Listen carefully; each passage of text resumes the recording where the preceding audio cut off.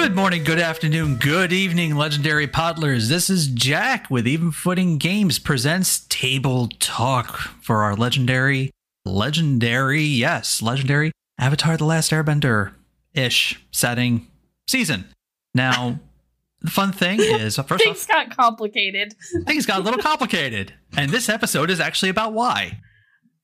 And with me is, we are Sans Jimmy. And there's also part of this episode as well. No drama there. Just you'll find out in a minute. But I do have with me Aaryn. Hey, Aaryn. Hey, Jack. I'm happy to be back again, second week in a row. Yep, you didn't run me off. Nope. And just the two of us can make it if we try. So, part of the reason for all the confusion was talked about briefly at the end of the last episode. We switched systems mid-campaign. This is crazy something kids that does happen depending on your group. Typically, if your group is more very much like stuck on a single system, and I use the word stuck in, not exactly a negative way, but if your group is very much like Dungeons and Dragons specific or White Wolf specific, then obviously you're probably going to stick with what you know. Your story isn't themed with that. We like to toy around with a lot of different systems. We like to toy around with a lot of different stories. And myself, I am a firm believer that the system helps tell the story, which I've gone through several times on Table Talks. And part of the reason what was this going on with Avatar Legends is, actually was made pretty clear last Table Talk. Our group is very RP heavy. We love the social interactions. We love that. The combat got kind of weird. And the demands of the system through the mechanics for what was needed from the players got also kind of muddled. Main thing being, as we talked about last time, Aaryn, you want to touch on that since this was something for you that was personal in regards to that. So the game really wanted everyone to be a martial artist. And that's fine. And honestly, when I went into making Way, Jack talked to us all about that we all needed to be ready to do combat in this certain way. However, once I started role-playing Way, I decided that maybe she wasn't a fighter. Maybe she was more a strategy person. Maybe she was the kind of person who is going to be more of a support character if there's combat. Which is perfectly okay.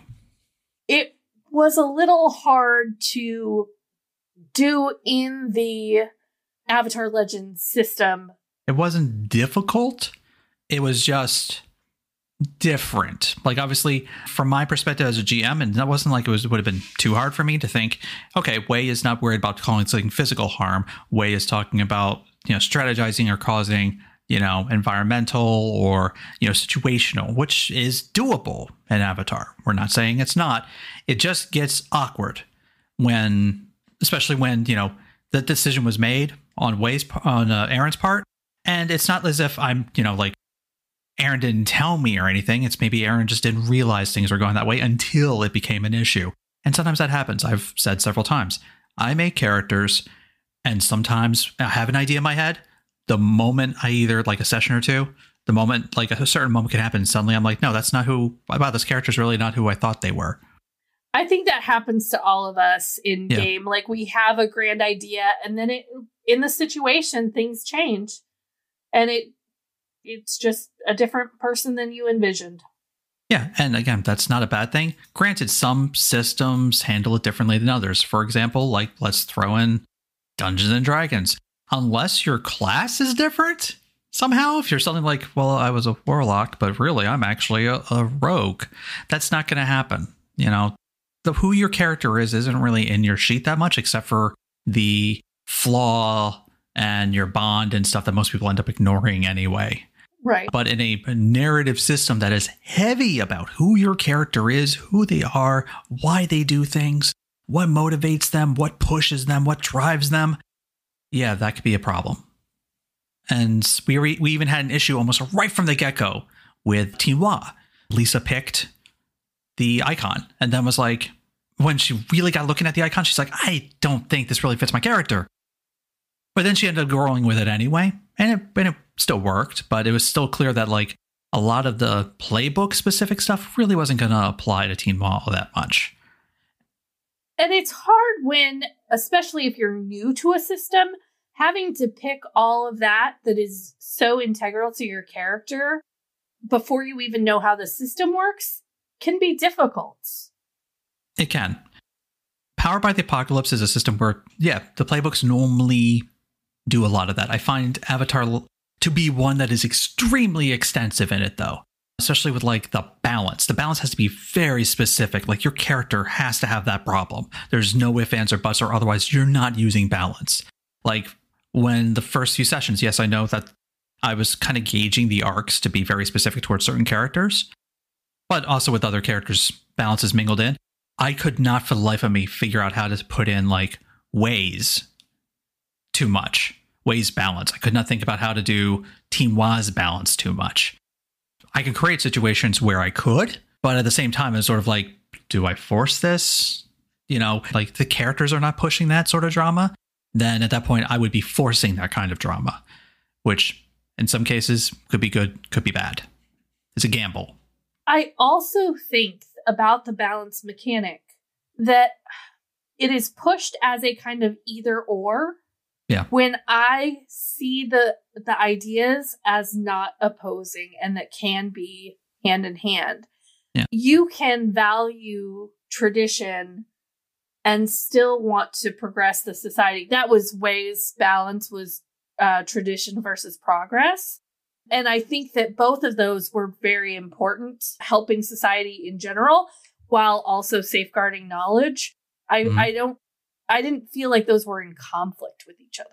Yeah, and that's something that the Avatar Legends book is really awkward about, because in several places it says they are against each other, and then in another place it says they are not. But then also the book talks about how you're striving for balance, because part of the whole thing with balance is that they are what is motivating you currently. Which one of these two factors? Or is one motivating you more than the other? And yeah, in the case of a situation like Way, it's sort of a, why is either one of those seen as a positive or a negative over the other? And why would Way push towards one and against the other? And it's one of those things where it's like not so obvious. Like Mayu was a bit more obvious. It was reactionary or thoughtful, essentially. Right. That's pretty easy to pull off. But at the same time, Cheese even was also not very, you can have unity with both of your heritages, one of your heritage. It's not like unity or heritage. Yeah. It's not like. Yeah. And so there's a lot of things that kind of drive where your character was supposed to go. And it's being a lot of like, no, this is what your character is like. And it's awkward. And again, that's why we pushed, if you're playing an Avatar game and you're very clear about that, everyone's a fan of Avatar and everyone's jiving with the theme, pull it off easily. I think I've seen it. I've done it.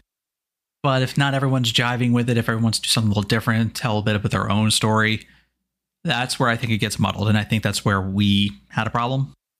I think also that you will find people who are not as experienced with Powered by the Apocalypse. This is just my guess, is that people are used to being able to change their characters' ideas on a subject based on RP. Yeah. And when it is so mechanic driven, it's hard. Like my friend makes a good point. I would want to sit on that and change, but instead, like it affects my balance and it just changed my balance and it wasn't my character. It doesn't feel like my character choosing. It feels like mechanics choosing. Yeah, essentially. And then you also we'd even do all of the different mechanics for a balance for like calling someone out, shifting balances. And it could be someone is doing it to you. Right. And it doesn't feel like you have 100% autonomy. We talked about why we're switching, but let's talk about what we're switching to. Which, Legendary Podlers, fun little inside behind the scenes thing, we already recorded the episode that comes after this. We already did. So we have some knowledge from the future. Some knowledge from the future. So the idea was floated out originally as the fact of like, what are we doing for combat? because it wasn't really working, especially with Wei's character. And that is not at all blaming Aaryn or Wei for that. It was the idea that it's okay. It can be my fault. Well, no, it was. I like being a troublemaker. Well, that's okay. Troublemaker it is. That's your playbook. Yep. We were talking about the fact that we also felt combat was getting kind of weird. And so we were talking about solutions of maybe pulling from other Powered by the Apocalypse, which is something I've done. I've Frankenstein Powered by the Apocalypse systems like crazy before. I've created some rabid monstrosities. And we were looking at Masks, and Masks is another game by Brendan Conway, who is the same lead author as Avatar Legends. And it has very simple mechanics. It has more of an influence system where your stats are more based on how others view you, which is interesting. But then I was kind of like, look, hey, I've been kind of researching this system called Cortex.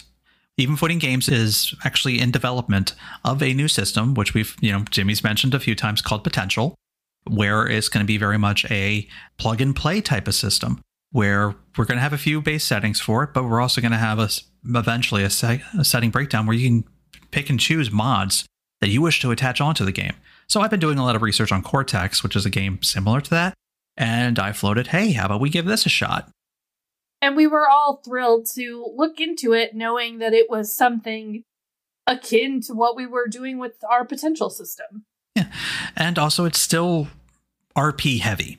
It's not, again, the basis of like systems that kind of tell you what you can do, and that is what your basis is, versus helping you tell the story of who your character is and what they're going through. Cortex was a system that was crunchier than Powered by the Apocalypse because it has dice pools. But the fun thing is a lot of those dice pools are based on what your character believes, who they are, how they value their friendships. Actually, there's like 15 plus mods for different types of traits that you can choose to fit your story. For example, it's so easy to create, like keep making the joke about the telenovela now. It is very easy to make a telenovela game in Cortex. It is very easy to make a Dungeons and Dragons style dungeon crawl in it. More than capable of doing horror without any homebrewing, with just the stuff they give you in the core book.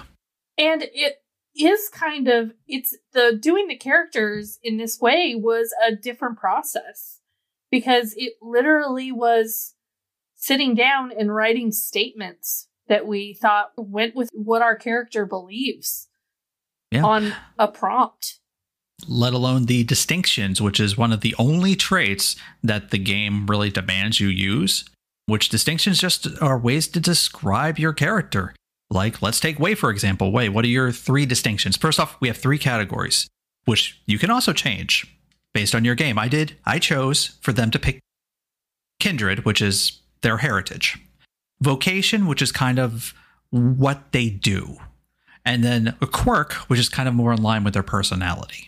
So go ahead. What are Wei's distinctions? So, and then based on, there were like lists of adjectives and kind of things we could choose.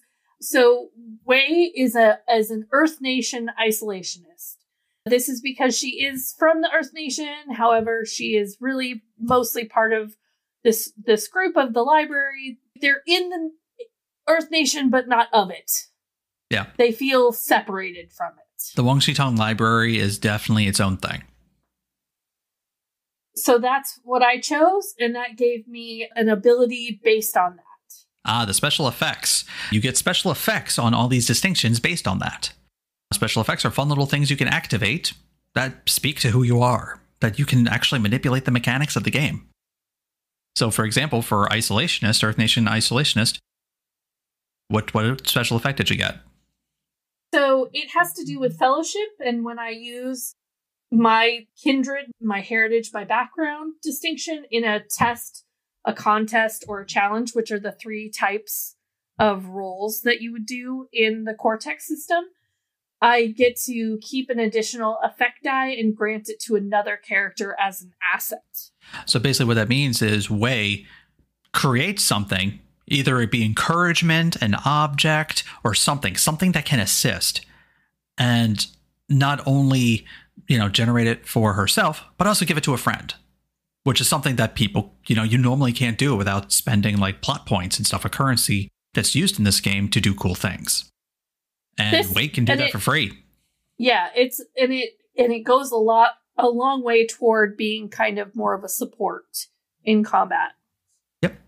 Or in any sort of test. Yeah. What's the other distinctions? So my vocation is I'm creative and a student. That was, I feel like Wei is her most important priority is knowledge and learning and applying that knowledge. And so even if she were a lot older, she would be a lifetime student. She would never want to put herself out as a teacher. She's always learning from everybody at least as much as she's teaching them. That is very true.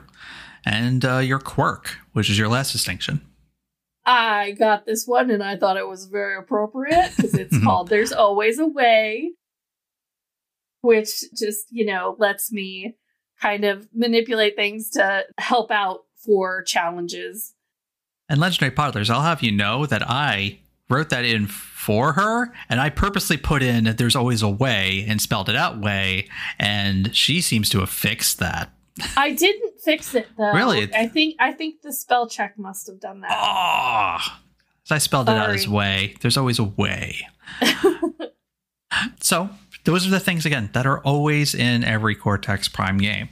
But there are other traits, other places to pull from for dice pools. Because, again, you're building a dice pool. So you always pick one from your distinction. Which one of these three things is motivating and shaping what Wei is doing? So, for example, Earth Nation Isolationist, anything related to dealing with the Earth Nation, anything to deal with anything with being an isolationist, being that knowledge driven.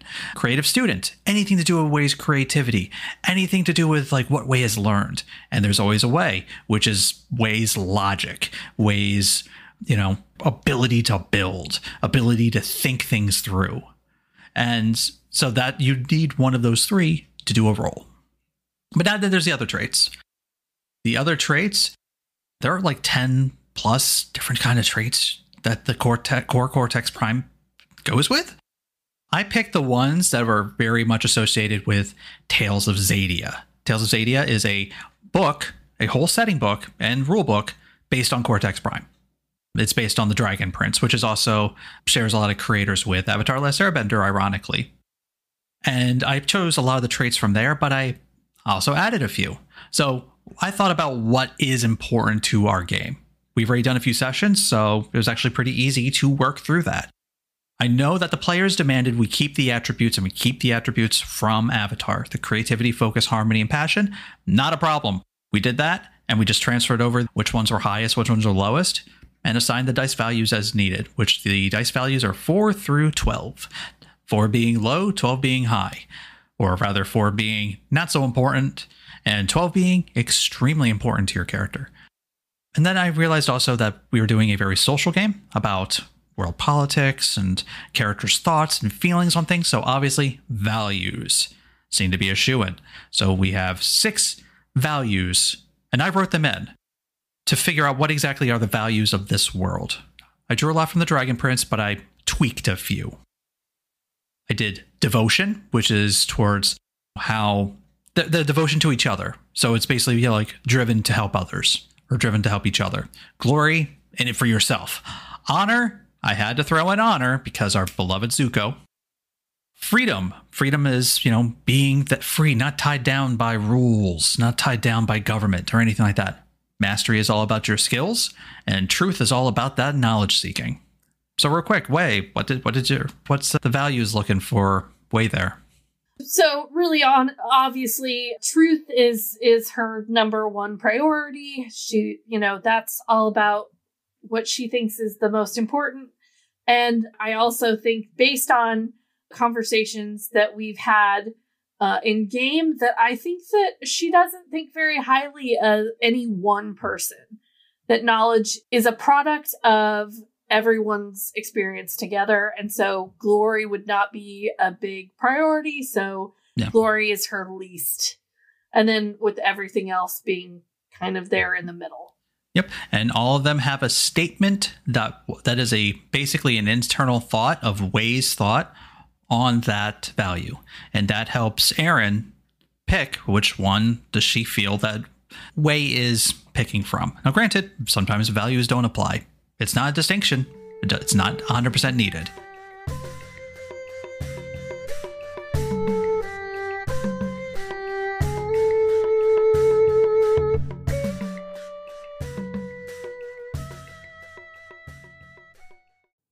Hey kiddos, it's Jason, your friendly neighborhood sitter, and I want to talk to you today about Anchor by Spotify.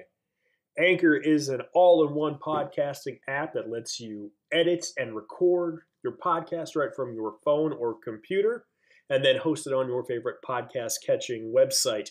And the best part of all, it is absolutely free. Anchor is what we use to host Even Footing Games Presents Babies and Broadswords, and even though I've had to record this ad 15 times, what you're going to hear is the best version we have, thanks to Anchor. So download the Anchor app or go to anchor.fm to get started today. It is so easy, a baby could do it. This is Dungeon Master Rick here with Hammer of the Gods. Do you enjoy Dungeons & Dragons? And epic fantasy combined with alternate history and a splash of Greek and other ancient mythologies thrown in for flavor. Why do the other Olympians avoid Dionysus? I don't know why. Because all he does is whine. Ooh, I'm praying to Daddy Aries now. Then you'll love Hammer of the Gods. You can find us wherever you get your podcasts. And if you really enjoy our show, you can support us on Patreon at patreon.com/hampod. That's HAMMPOD.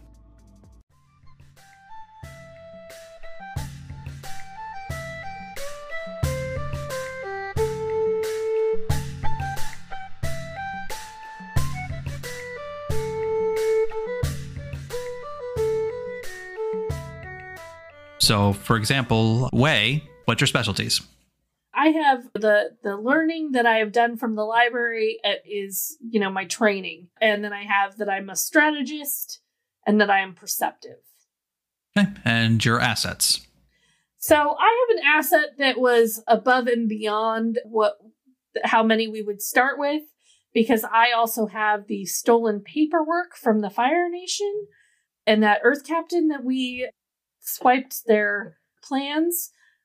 So I have that, which could help me potentially if I needed to figure out stuff. I'm looking at your sheet now. Why do we have that as a D6? That's a very important thing. That should be at least a 10 or even a 12, because that's what the whole entire campaign is based off of so far. I'm sorry. I thought all assets were D6s. No. That was my miss. I should have been more clear in regards to that. No, D6s, assets can be D8s or D6s. But since this was a story one, yeah, 100%, this is important. Because fun thing with Cortex is they actually give you charts of what the dice mean for that trait. And for assets, D10 is something rare and important, or that you are defined by, and 12 is something truly unique and powerful that transcends even your innate abilities. And this is as we've made it very clear, the paperwork and the blueprints they have could shape the landscape of the world. Also, I picked something that was not from Zadia. Well, actually, real quick, to retouch on specialties. Fun thing about specialties. Cortex has skills. You can select a trait called skills. And then there are like 5 different versions of how to do skills, including a skill tree, including D&D style skills, including a pathway system for skills, or specialties. We did specialties. It was easier. I do love a good skill tree, though. I'm not going to lie. The skill tree is interesting. Skill tree is interesting, but I thought it was a little too much. And it may be too much for this, but I didn't know that. And so I definitely want to read into skill trees because I think they're awesome. You're building basically a dice pyramid, and it's really cool. But it was not what the story was about. If we're doing something more actually, I threw one at my friend. I said, hey, what about a game where you're all merchants or tradesmen in a town, and all you're doing is working through the inner politics of your town and the fact that you're all trying to compete against each other? My one friend was like, sign me up. In which case, skill trees would come into that. Yeah. But anyway, real quick, before, another trait that I put in, because I felt that this was important to us, and I called it the most dangerous trait, was the relationships trait, where you get to assign a die to quantify your personal feelings on your other party members. So that way, when you're doing something with them, which you'll hear, we actually did trigger a bunch of times on the episode following this, you can actually, that relationship you have with them, or at least your feelings, because it's your own personal feelings. It's not the mutual feelings. It's just your feelings. They can help you in your role. So very clearly, Wei quantifies Mayu a lot higher than Mayu quantifies Wei. That is true. If Tinhua has any say about it, that will change. But I felt that was extremely important because I know my crew. I know our crew. We like that fun. We like that fun drama. So the relationships had to be in there. We may be writing a telenovela, Degrassi-esque teen drama on our own. Which is funny because Cam Banks, the guy who wrote this, says he practically made this system with like a YA feel, a young adult novel feel, where you, especially when it comes to like, he said he specifically points out the relationships one as like one of the key ones for that. We're definitely playing the part. We're playing the part. And also another thing that I picked from not Zadia, but from Cortex Prime, abilities, because I wanted those techniques to be represented that we left behind. Basically, they are just fun little things that these guys can spend a resource called plot points on to do cool things that basically are just like their techniques. So, for example, let's go over some of Wei's, which I took from a category of abilities called luck in Cortex Prime, because remember, Wei's not a bender. So the way we're narratively explaining this is Wei changes the odds of things by working toward things in the background, right? Yep. She will look at the surroundings, the terrain, and be a support and try and change the odds, basically. But the things that I can do is can spend my plot points to re-roll a die for a test or contest that included a hitch, which is a 1. Yep, a 1 with you guys. If they roll a 1, that's a hitch. I can buy those and give them a plot point, but it also causes either a narrative complication or some stress, which is the mechanical version of damage, either emotional, physical, or mental. So if it's a situation where I don't want any hitches, I can reroll that for a plot point. Yep. I can spend a plot point to force my opponent to reroll his highest die for a test or contest. So basically, I can say, Jack, no thanks. You just rolled a 12 on a d12. I don't think I like that much. You're going to need to reroll that. And I do not blame you. And basically, I can also allow another PC or major.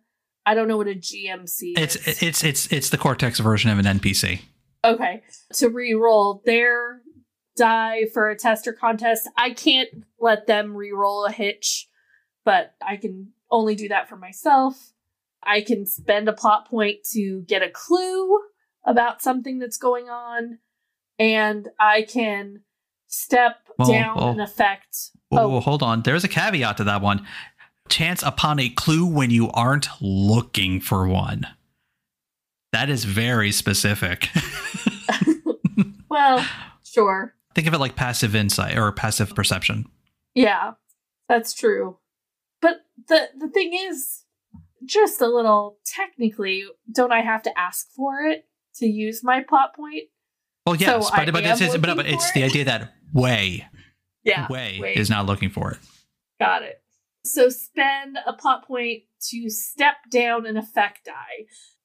I will let Jack get into the effect dies because that is more complicated than my pay grade. I mean, okay. All right. When you're rolling, you're building that dice pool, that lovely dice pool, and you're rolling against a total that I made as well. And so for the totals, you roll the die and you pick 2 dice that you rolled, and you're looking at the numerical value that you rolled, the amount that, shows up on the pretty little top of your die, or bottom if you have one of those D4s that puts the number at the bottom. She's shaking her head at me. She's like, "No, forget those dice." D4s are the worst. D4s are the worst. If you step on them, it's all over. Yep. Hospital. So you get to add 2 of those to compete against 2 of mine. Who's higher? Beat my total? You succeed. Don't beat my total. And again, the key word is beat. If you are less or meet, you lose. Basically, like armor class that goes to the defender. You have to score over it to hit. Essentially. But you also get to choose another die that you did not use for your total as your effect die. And your effect die says how well you did the thing. Or if you're applying a status or stress, how heavy is that stress? And that you look at the side of the dice. Not what you rolled, but the side of it. So it adds a fun little bit of flavor to it for the rolling, in my opinion, because I kind of like the idea that, hey, I rolled really well on my highest die on a D12. My D10 I rolled okay. The 8 I rolled okay. The 6 I also rolled really well. And you're like, well, obviously I want to pick the 12 and the 6 because they were my two highest, but I'd really like that 12 to be my effect die to show that I did the best that I could possibly do it. So you got to look at your other dice and be like, okay, can I still beat the total, the opposing total, with if I go lower than the highest number I could possibly get? So it adds a fun little thing, but I think not everybody's keen on that, because also there are fun mechanics you can do about stepping up the effect die with, like, if you get a heroic dice or heroic success, which is you beat my total by 5. And, you know, I understand why that can be exhausting to go through and to think about. But funny thing about Cortex, there are mods that say, hey, are you not a fan of that? That's cool. We understand. Here's a mod, and here's how to explain. Here's how you work no effect die. And that's it. They tell you literally how to do it. And everything's basically pass-fail. Yeah, everything's pass-fail. And you just explain the narrative of the effect die. Or you just ignore the effect die. You don't have that fun little, mental gymnastics about what do I want to do about it. Anything that would increase your effect die, just basically, everyone does a blank D6 for any type of stress or anything. And it just means that, hey, if you did something that would bump up the effect die, it just means it bumps up to a D8. That's it. No crazy, effect die. But the system is like, hey, if that's not your thing, that's cool. We got you covered. And that's almost for every mechanic in this game, except for the concept of a dice pool. Everything else is 100% like, hey, you want hit points? D&D style hit points? But done. Here's a mod. Do you want City of Mist style statuses? Done. Do you want what we got, which is stresses, which is 5 categories of afraid, anger, insecure, exhausted, and injured? Done. Or you can change those to whatever you want. Cortex doesn't care. But they give you the tools to be like, okay, if something doesn't feel right, don't worry, we got you. Which is cool. So obviously, it's very appealing to us as, our game is not exactly the same at all, but we are trying to do different mechanics for different games at this point, where some games will have some things and other games won't. It was something we were very interested in learning more about. It's already been mentioned.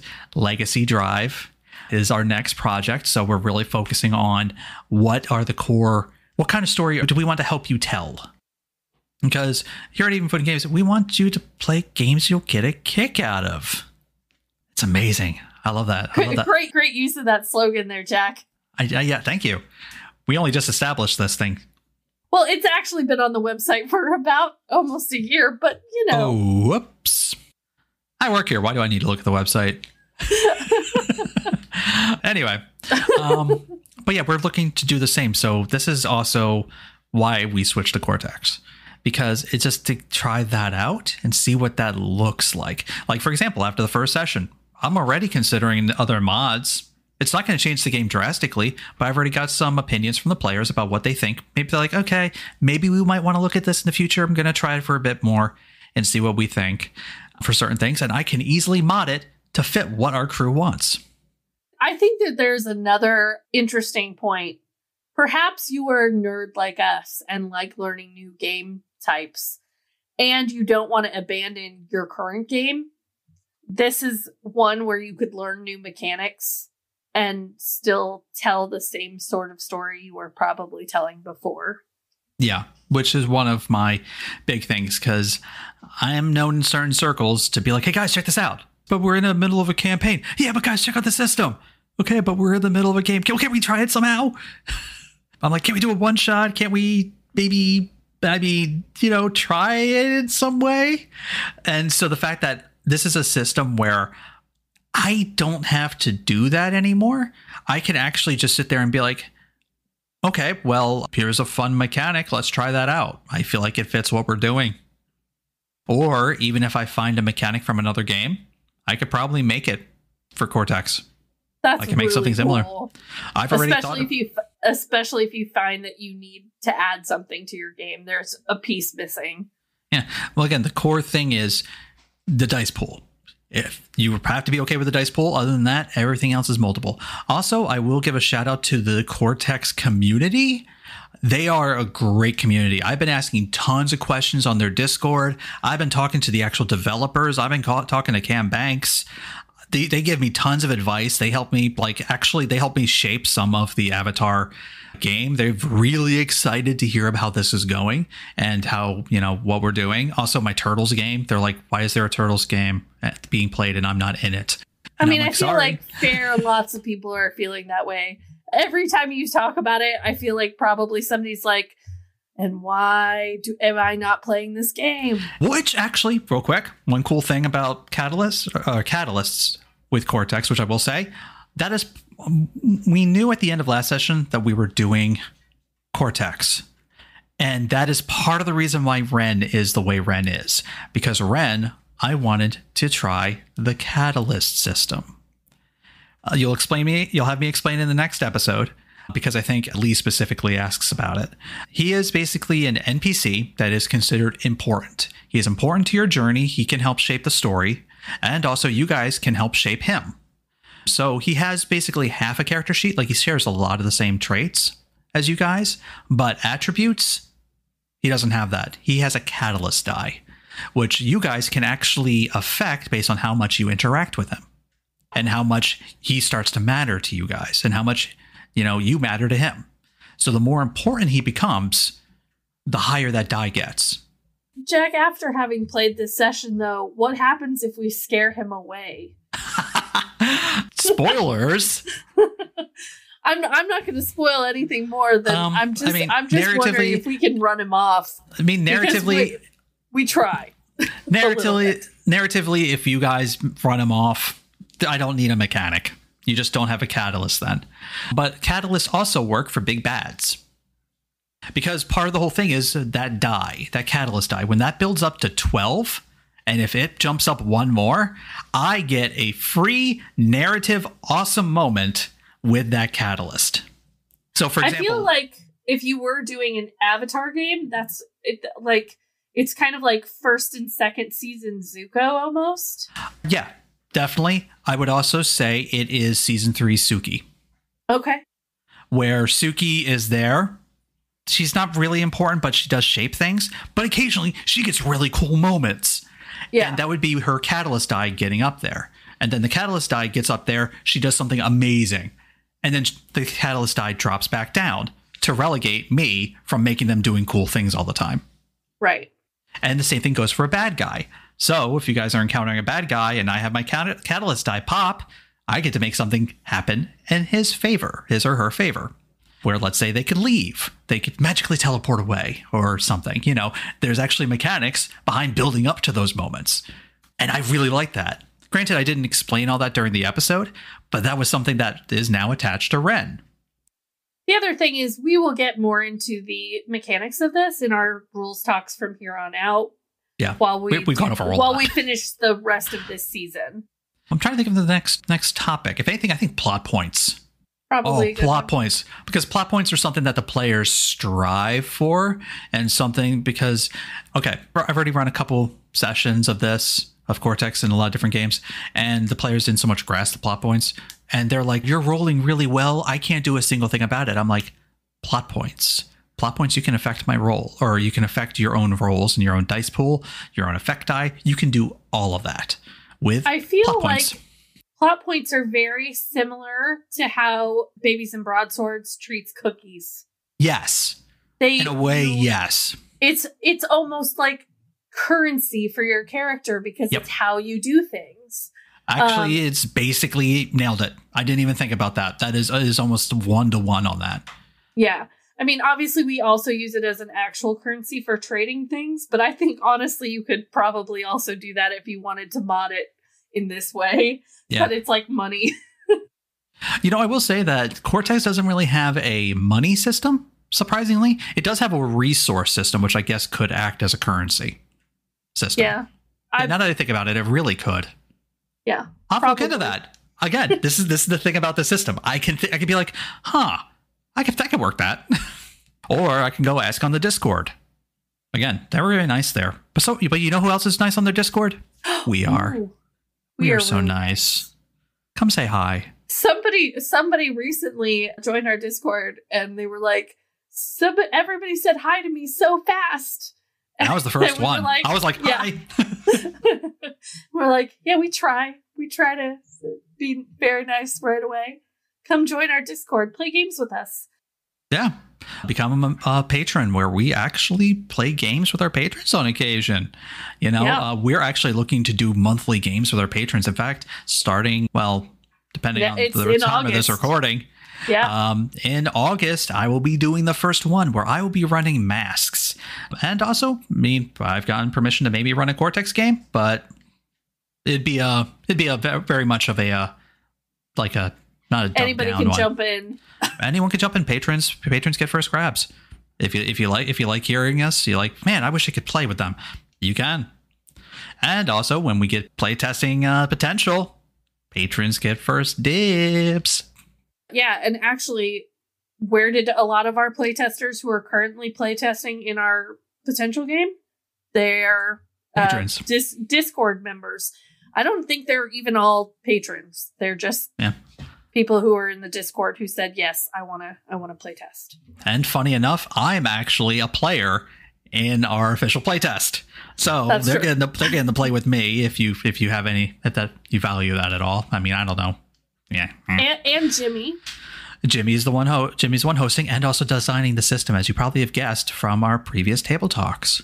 Yeah. We have a new team member, Mike, who is also playtesting as well.